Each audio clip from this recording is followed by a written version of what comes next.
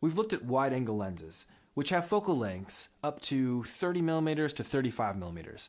Now we're going to look at the long lens, or the telephoto lenses, that have focal lengths from about 50 millimeters and up. Just as wide-angle lenses zoom out so you can see more of what's going on, telephoto lenses, often referred to as long lenses, zoom in so you can get closer.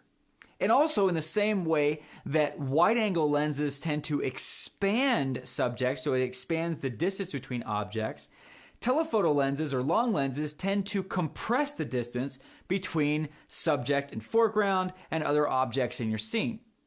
So again, going back to the horror movie example, if you were shooting a character running from danger, you could use a long lens, which again compresses space. This would make the character seem to run without traveling much distance, which can increase the tension. So let's say you're shooting a subject against a background in the distance. If you wanted to bring the subject and background closer together without actually moving anything, you could just use a longer lens. If you wanted the distance between the objects to remain the same, but you wanted to be closer to the subject, you would want to actually physically move closer to the subject. Or if you want to make it seem as if the talent was closer to danger than they are, a long lens might be a good choice there as well.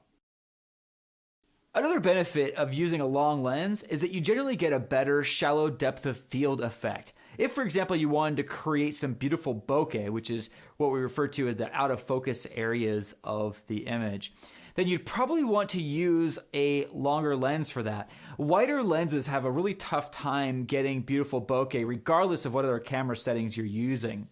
One last word of warning when using a telephoto lens. The longer the focal length, the more sensitive to movement the lens becomes.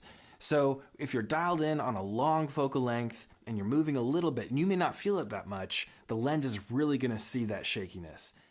Here's a handheld shot with a wide-angle lens. The shake is noticeable, but it doesn't ruin the shot.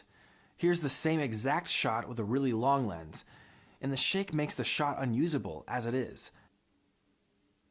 The use of different lenses provides so many creative options, not only for magnification, but for storytelling as well.